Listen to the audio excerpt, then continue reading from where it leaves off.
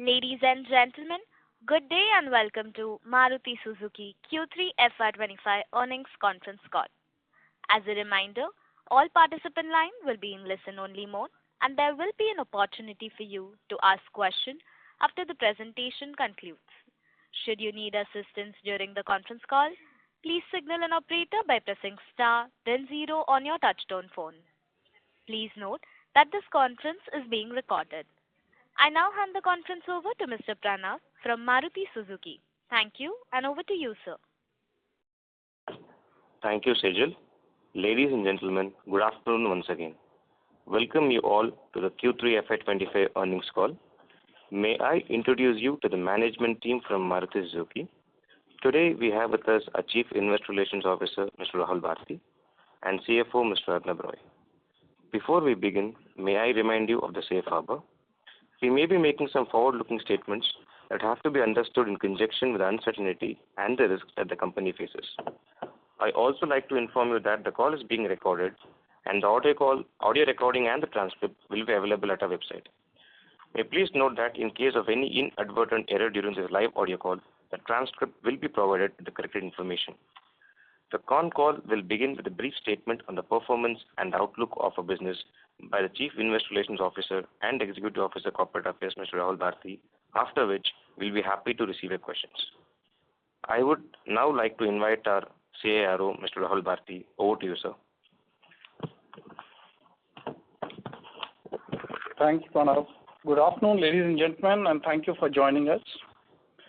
I would start by remembering our beloved leader, Mr. Osamu Suzuki, Senior Advisor, Suzuki Motor Corporation, and Director and Honorary Chairman, Maruti Suzuki, who passed away in December 24. As you would know, Mr. Suzuki was a visionary leader who made a major contribution to the global automobile industry. In India, his foresight and leadership were instrumental in the formation of our company, Maruti Udyog Limited, in 1981. With his vision, Mr. Suzuki played a pivotal role in realizing the dream of putting India on wheels by empowering millions of Indian families with affordable, reliable, efficient, and good quality cars. The government of India has posthumously conferred Padma Bhushan on him. This recognition inspires the company to build on his legacy and enhance India auto industry's position in the global arena. I'll now share some business highlights followed by the business performance of the company. Coming to business highlights, I'm happy to share that the company unveiled its first electric SUV, the e-Vitara, at the Bharat Mobility Global Expo 2025. Built on a new dedicated ground-up hard-tech e-platform, the e-Vitara offers superior performance and excellent range with uncompromised comfort and safety. It comes with highly efficient battery pack option to deliver more than 500 kilometers for 61 kilowatt-hour on a single charge. The e-Vitara is equipped with advanced technology for safety such as 7 airbags as standard across the range, Level 2 autonomous driving, next-gen Suzuki Connect with over 60 features, and advanced structural design with energy-absorbing battery pack mounting structure for enhanced safety. To increase the adoption of EVs, we have come up with an E for Me initiative, which means that if any customer has any doubt whether he should purchase an electric car, we remind him that E is for me. Our goal is to create electric eco-solutions for the customers. We'll offer smart home chargers along with installation support, leverage our vast network to provide fast charging support in the top 100 cities in the first phase, and then expand further. The idea is that within these cities, almost every 10 kilometers, a customer should find a charging point by Maruti Suzuki. We are also preparing about 1,500 EV-enabled service workshops covering over 1,000 cities with specially trained manpower and special equipment to address all EV-related support, including charging. Additionally, we'll also provide roadside assistance on a phone call all over India. One of the major highlights of e-Vitara is its export potential.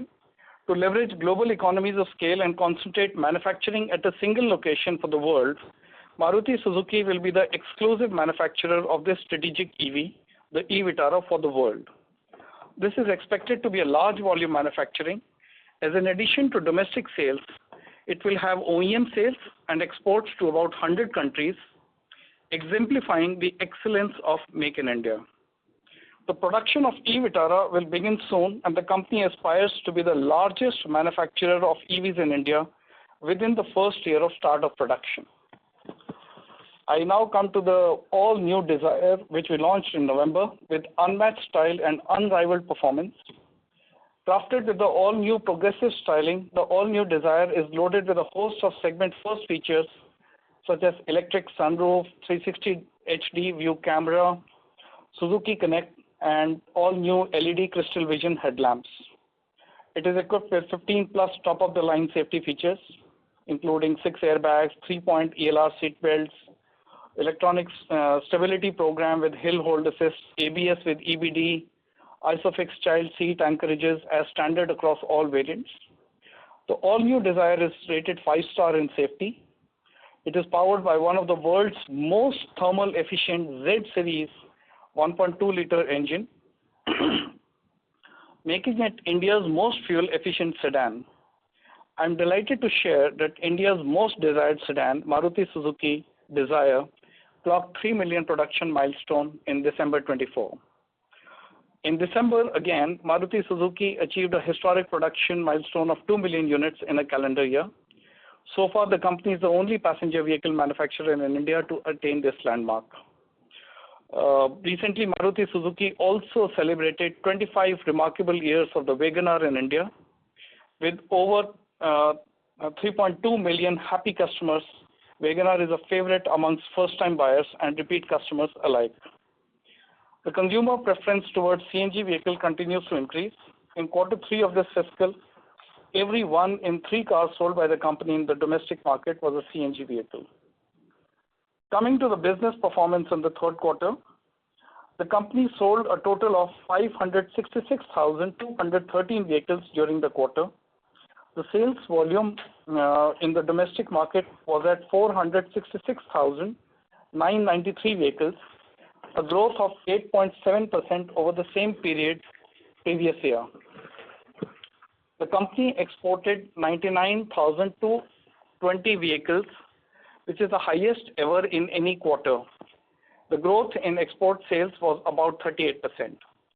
On the back of consumer sentiment during the festive season, coupled with increased sales promotion, the demand for cars improved in the third quarter. During the quarter, the company continued to create an excitement in the market by introducing the all-new Dzire and significantly increased its efforts to reach out to customers. Because of these efforts, the company could maximize the opportunity in the market and achieve highest ever retail sales in the third quarter. It is to be noted that till the first half of this fiscal, the growth in retail sales was just about 0.4% over the same period previous year. Owing to healthy retail sales in Q3, the cumulative growth in retail sales in the first 9 months of this fiscal has improved to 3.5% over the same period previous year. The company ended this quarter with a network stock of only about 9 days. On exports, the company continued to maintain a healthy growth in sales volume. In Q3, nearly 1 in every 2 cars exported from the country was from Maruti Suzuki. The company commanded nearly 49% share of India's total passenger vehicle exports in Q3 FY25. Coming to the financial results in Q3, during the quarter, the company registered highest ever net sales of about 368 billion rupees against 318.6 billion rupees in the same period the previous year. The net profit for the quarter was 35.25 billion rupees, an increase of 12.6% over 31.3 billion rupees in Q3 of this previous year. Since investors also look for a sequential comparison, I'll share. On sequential basis, the operating profit margin EBIT has come down to 10% of net sales in Q3 compared to 10.3% in Q2. The sales promotion expense was higher by 20 basis points over Q2, largely on account of seasonality, owing to increased discounts in Q3. The higher advertisement expenses, mainly on account of new model launch, such as the all-new Desire and campaigns around the e-Vitara, have affected the operating margin by about 40 basis points over Q2. Forex movement was adverse in this quarter by about 20 basis points, mostly due to unfavorable yen. The depreciation expense increased by 20 basis points, largely on account of capitalization of some of the facilities in the upcoming greenfield plant at Kharkhoda. These adverse expenses were partially offset by favorable commodity prices of about 40 basis points and favorable operating leverage of 30 basis points. I would also like to flag for analysts that our subsidiary SNG has earned an interest income on their cash of about 57 crores at the PAT level, which can be considered in addition to our standalone PAT, which is not included in our standalone PAT. Coming to the highlights of the financial results in the 9 months, April to December, the company recorded its highest ever 9 monthly sales volume, net sales and net profit. The company sold a total of 1,629,631 units during the period, a growth of 5% over the same period previous year. Sales in the domestic market stood at 1,382,135 units and exports at 247,496 units. The company registered net sales of about 1,063 billion in this period as compared to about 982 billion in the same period previous year. The company made a net profit of about 102.4 billion in this period as against rupees 93.3 billion in the same period previous year. We are now ready to take your questions, feedback, and any other observations that you may have. Thank you. Thank you very much. We will now begin the question and answer session. Anyone who wishes to ask a question may press star and 1 on their touchtone telephone. If you wish to remove yourself from the question queue, you may press star and 2. Participants are requested to use handsets while asking a question. Ladies and gentlemen, we will wait for a moment while the question queue assembles. The first question is from the line of Gunjan from Bank of America. Please go ahead. Yeah, hi team. Thanks for taking my questions. My first question is on the demand environment. I mean, you did allude to sentiment improving in quarter 3 during festive year end. Could you just talk about, on the ground, what are you sensing? Is it, fundamentally we've seen things improve, and how should we think about the growth outlook going into fiscal 26 for the industry? In the first 9 months of the year, on a retail level, we have done about 3.5% growth. We expect this to continue through the fourth quarter also. The next year is slightly premature to talk about because the whole industry will meet somewhere in the end of February to come out with a consensus figure estimate for the growth. But it's known that the demand scenario is generally subdued and weak. It's a reality that we have to live with for some time. And what were the actual retails in the quarter 3 for Maruti? I mean, if I just look at quarter 3? About 573,000 approximately. Okay, got it. And my second question was on the margin. Thanks for providing those quarter-on-quarter changes that have happened. Just to be clear, when you say sales promotions increased by 20 basis points, was that the discounting increase quarter-on-quarter, or how should I read change in discounts? Yeah, Arnab this side. So the discount for the quarter was 30,999, so around 31,000. which is almost similar to what was there last quarter. Last quarter was about 29,300, so not much difference in the discount. Okay, got it. And there is FX and, some of these one-off costs that you called out, ad spends, Desire launch, etc. Is there any element that, we should consider as non-recurring going into quarter four? If I think about just trying to think about the trajectory from quarter three to, next 1 or 2 quarters, what elements can reverse or any tailwinds that we should, keep in mind? Yeah, there is nothing significant. There are small positives and negatives, but overall there is nothing significant to call out for. Okay, got it. And last question, just price hikes, if you can talk about what are the sort of price hikes we've taken, we are looking to take from Feb onwards? So we recently announced a price hike. It's a small one. It's just about 30 basis points on our net sales. There are inflationary pressures and all kinds of cost increases to cover. Of course, we try to minimize the impact to the market. So as and when we feel the pressure that cannot be offset by cost reduction in-house, we will have to pass on to the market.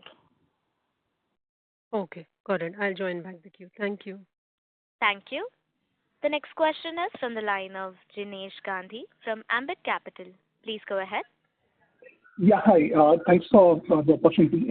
Quickly on the demand side, so while we are expecting about 3.5-4% kind of a growth in fourth quarter, are we seeing divergent trends in rural versus urban? Many of other segments are seeing weakness in the urban markets, but rural is doing well. Is the same the case for us? Broadly, the past trend has been continuing, which is that the rural has been doing better than urban. And so in quarter three, the rural growth was about 15%, urban was about 2.5%. This is retail, because the rural you can ascertain only at the retail level. Right. And leading to an aggregate of about 8.3% growth in retail in the third quarter. So urban is also positive, but lower than rural. Got it. And second question pertains to, you talked about EV exports to be a large volume driver. So do we expect it to be our largest exported model from India, given that it will be single manufacturing location for us, for Suzuki and Toyota? Should it be our best-selling export model now?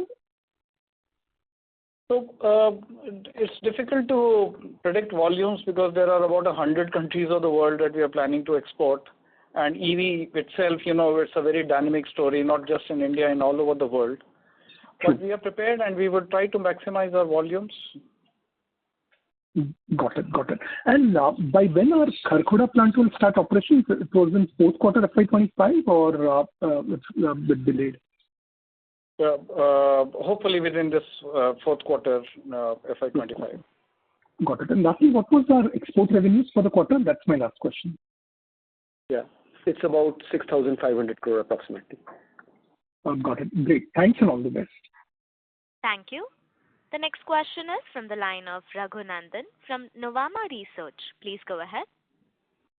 Congratulations, sir, on the EV Tara launch. Firstly, for the EV, there are a lot of features packed into it. Can you talk about the efforts in terms of ensuring a optimized cost structure, and in future, how do you plan to continue the journey to bring down the cost down further? See, this is a continuous and perennial effort of all our engineers, and of course at the global level also in this particular model. The one part that is good is we are reaping global economies of scale. And of course, all the efforts both at Maruti level and at Suzuki level have gone into it. Let us see how we fare on this. As a continuation, how would you see EBIT per vehicle, and by when do you see EBIT per vehicle matching that of ICE? Any kind of targets you would have in terms of scale or localization to achieve a similar kind of profitability?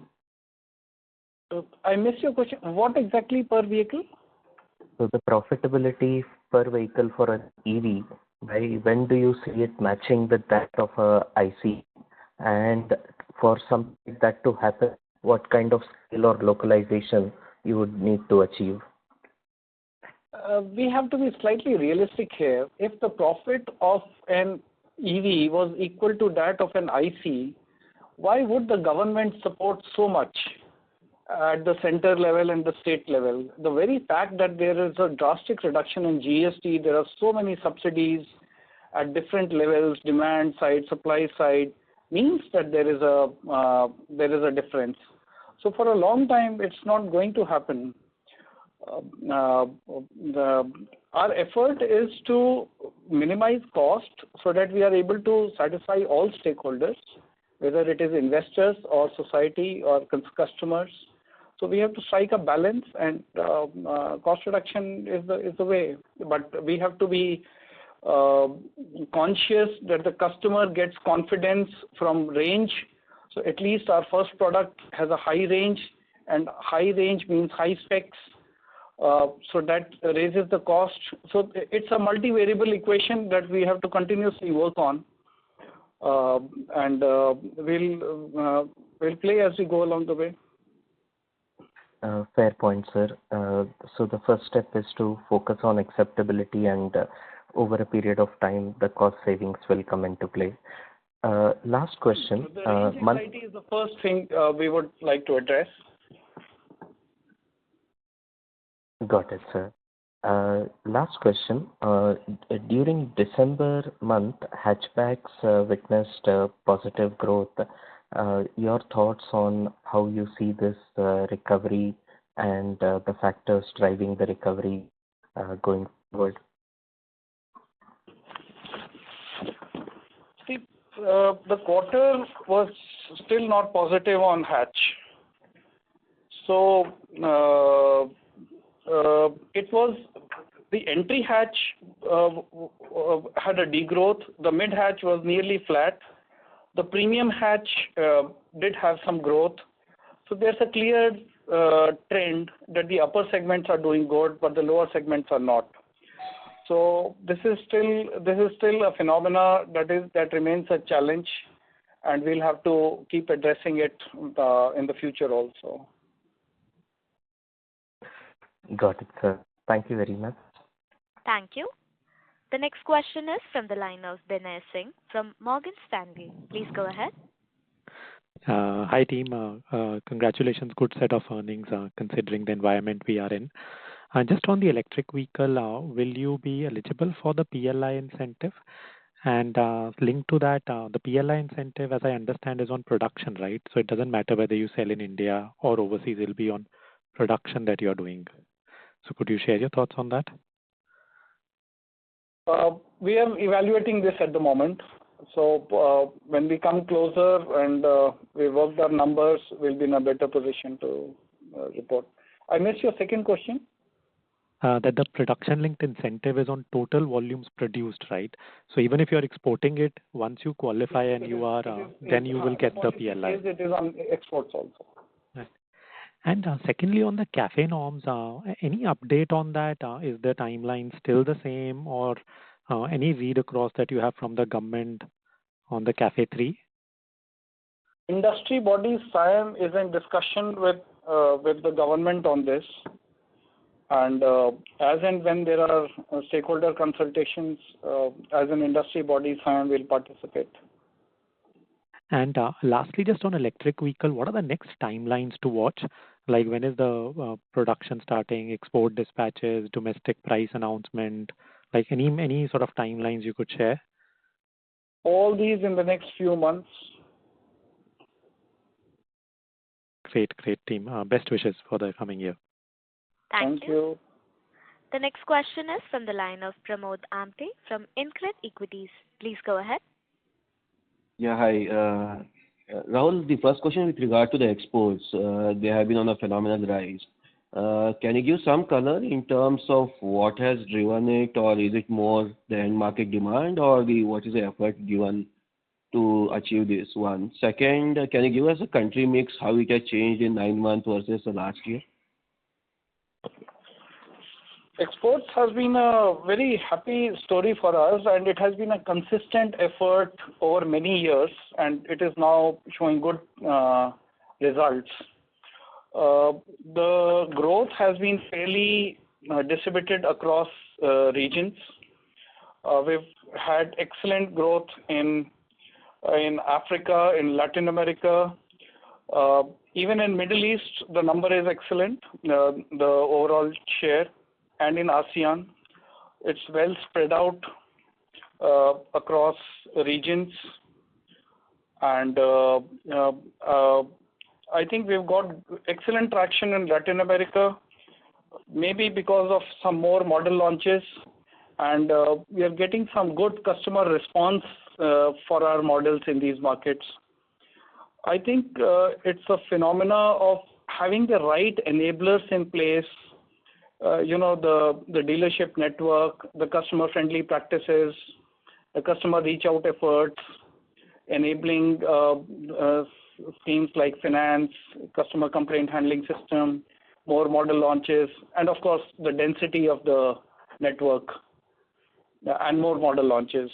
So it's working well. It's very interesting that in Q3 we have exported a number which just about 4 years ago we exported in 1 year.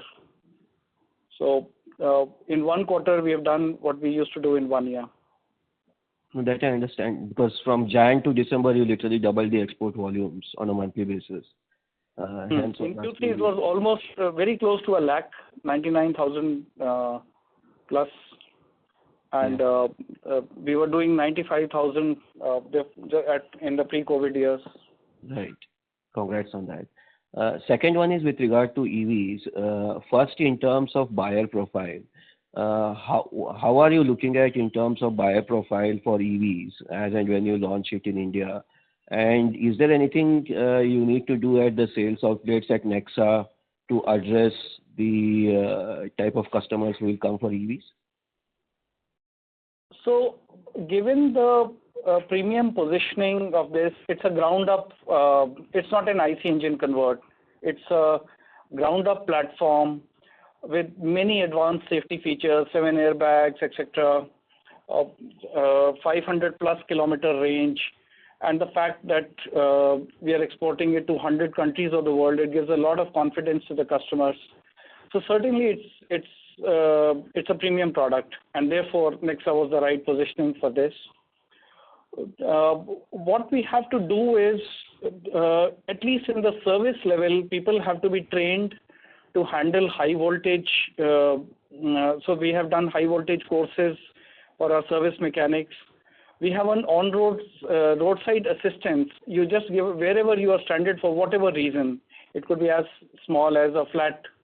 You've got a puncture. Our on-road assistance will reach you. We have a service on wheels concept. So of course, chargings, fast chargers at these points. So all these and knowledgeable people to answer the customers' queries. These are the preparations that we have done. Okay, sure. And just to add on to that, considering that there is a more software involvement in these products, and the initial feedbacks from many of the early launches have been that handling on the software issues from the customer point of view has been a big challenge. Are you taking any extra precaution to address this at your service levels? What we have done is, before launching this product, we did a very careful analysis of all the problems in existing models that the customers were facing, and there were quite a number of them. And we found that reliability is one big factor. And the Suzuki name is synonymous with reliability over all these years. So we have taken a lot of pains to ensure that these problems do not occur, and there is very strong service support And that, I believe, that will help in increasing EV adoption in the country also. Sure. And the last question is with regard to the November announcement which you made about the Toyota product, the EV product to be produced in the India plant. This is going to be, so what has led to clinching this new product in your portfolio for production?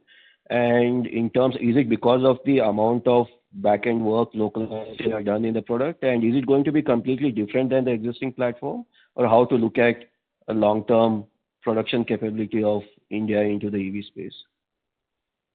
Sorry, you're talking about the EV Tara?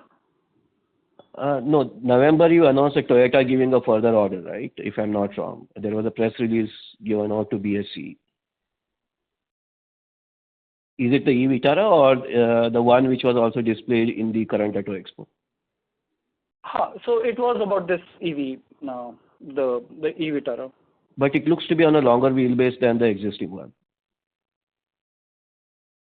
Okay, let me clarify. The EV Tara is a fresh platform altogether. Therefore, the wheelbase is also different. It is 2700 mm. The EV Tara and the current Grand Vitara are, in terms of engineering, the product is different.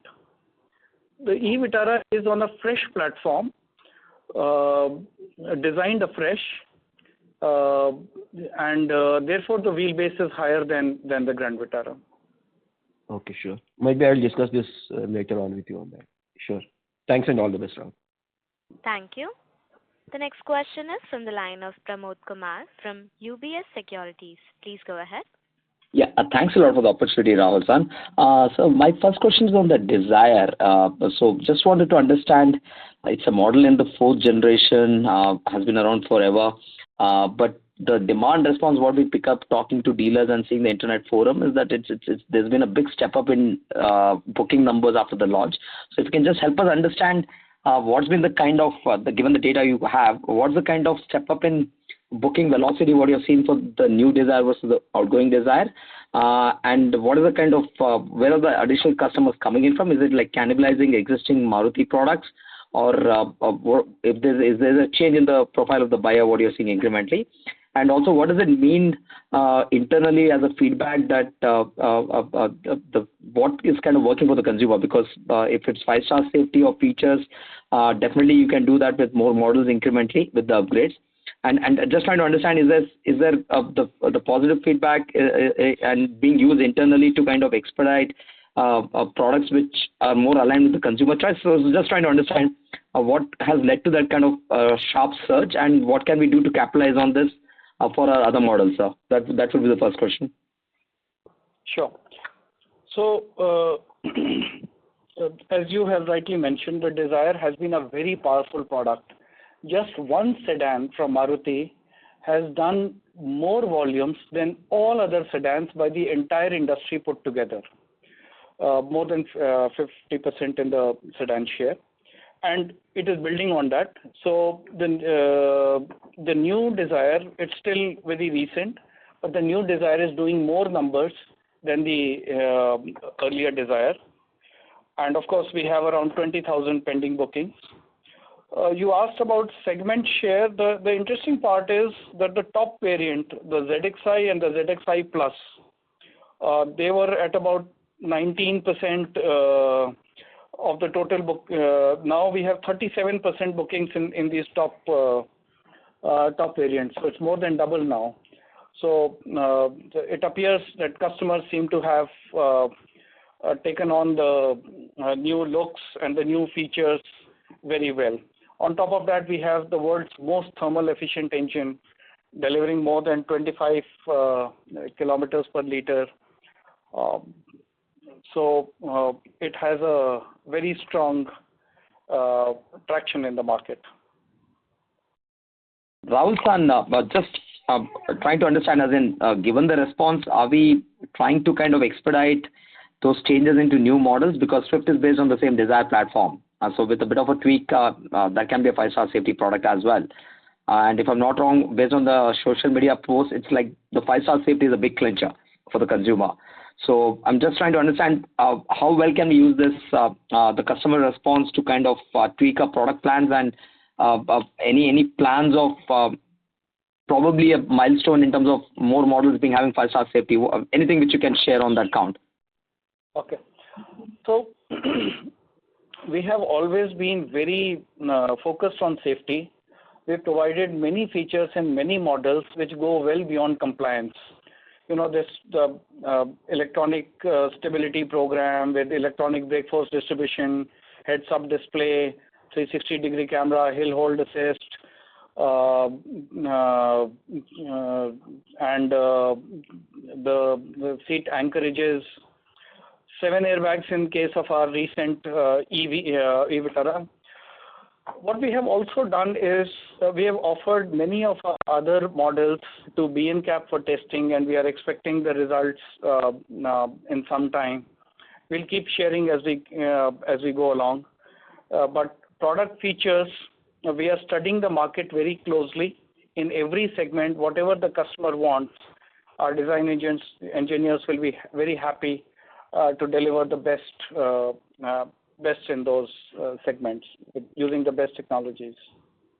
Okay, thanks a lot. And on the export side, given that the current average discount for you at the corporate level is 4% plus, not wrong to assume that for small cars the discounting intensity is probably 6-7% or even higher. With that level of discounting in the domestic market, is it fair to assume that export is no longer for the same model dilutive? Because we've seen with export share rising, we have not seen any negative impact as such on profitability. While historically export used to have a lower margin, but in the current context, is it fair to assume that exports necessarily rising is probably a good thing for margins and overall profitability than a drag? Is the understanding right, sir? So the advantage of exporting to 100 countries of the world is that you can fairly aggregate your and you can fairly spread out your risk. So that is why we are moving in a healthy way. On the profitability comparable, as in with domestic, for our same model? We never comment on segment-wise or specific product-wise profitability, but we would not have gone ahead with such a large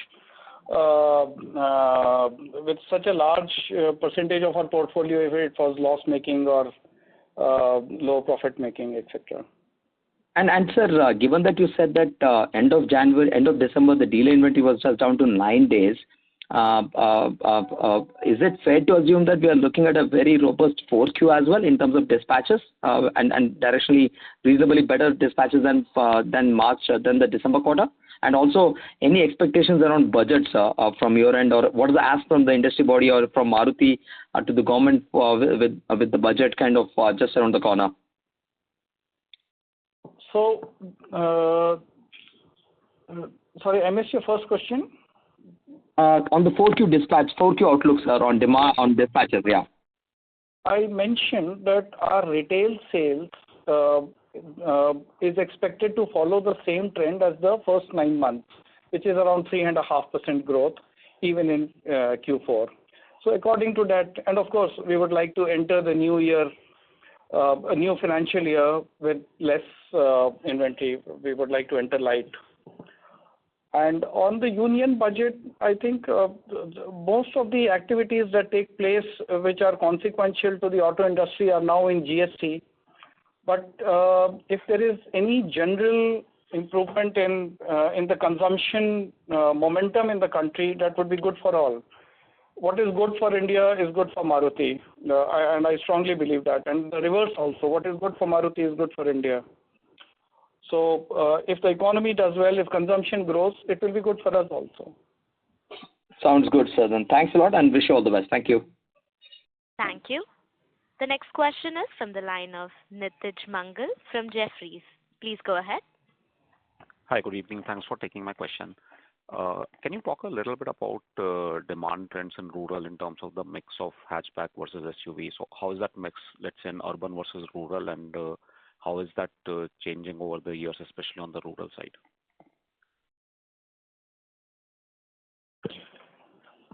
Increasingly, we are seeing that rural is the trends are coming closer to urban also. But of course, we have got good traction for lower models, for smaller models like Alto, and rural is doing good in terms of growth, better than urban. So that is good. It serves as a de-risking for India consumption, not just for cars, but for all commodities. Thanks. Is it possible to share any number in terms of what is the percentage of SUV in your rural sales today? We'll just get the numbers. Will come in some time. Sure, thanks. And I had one more question. So you have extremely low inventories and discounts still seem to be on the higher side. So as you now progress through the next few months and all, do you see a meaningful dip in discount levels? It's very difficult to predict this. In fact, we've just taken a price increase, so a small price increase, and we'll have to balance all factors. So it's the result of many factors. So difficult to predict discounts. Okay, sure. Thank you very much. Thank you. The next question is from the line of Kapil Singh from Nomura. Please go ahead. Hi, good evening, sir. Firstly, on the e-Vitara, just wanted to ask if you've identified any top 4-5 target countries in Europe or other regions of the world that you think have got significant potential. And, Suzuki was setting up a battery plant in Hansalpur, I think. So any update on that, and what will be the advantages of Maruti when it starts sourcing cells from there? So Europe pattern, we are largely aware which are the countries which are larger markets in EV than others. Of course, our efforts will be to maximize our volumes across all countries. Japan is another market that we will be, it's Suzuki's home market, that we will be targeting. And wherever the potential is, we would like to maximize our sales. Of course, it depends on our distributor network also. We will be doing other markets also, for example, Indonesia. There are a total of about 100 countries. Our effort is to maximize volume across all these countries. Battery, at least as SOP, it will be imported for some time. Later, we'll look at the status when is the localization possible. And secondly, just on the cost outlook, if you could share broadly for the next year, are there any cost inflations to keep in mind for next year? And also, how do you think about the fact that there is a capacity expansion happening across many of the leading OEMs next year? Do you sense that competitive intensity could be higher next year? See, I'll take the second question first. Competitive intensity is a reality, and it is something to be welcomed, not to be scared of. Because it helps to bring out the best, and it is best for the consumer. As a result, the whole country, the standard moves up. So it's a very happy situation, and maybe it helps expand the market also. So that's a positive.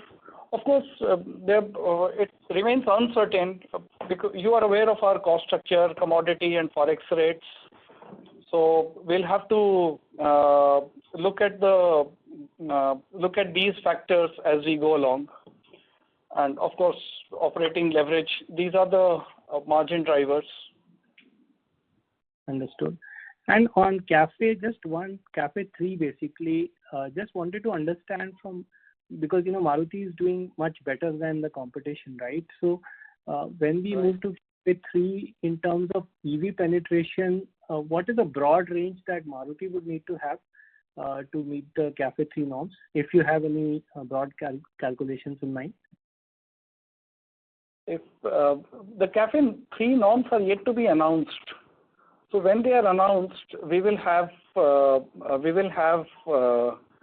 a product mix, a technology mix, so to say, The good part is that Maruti Suzuki is present in all technologies, whether it is BEV or HEV or natural gas or biofuels, flex fuel, all technologies we are present, so we will have sufficient agility to meet these norms.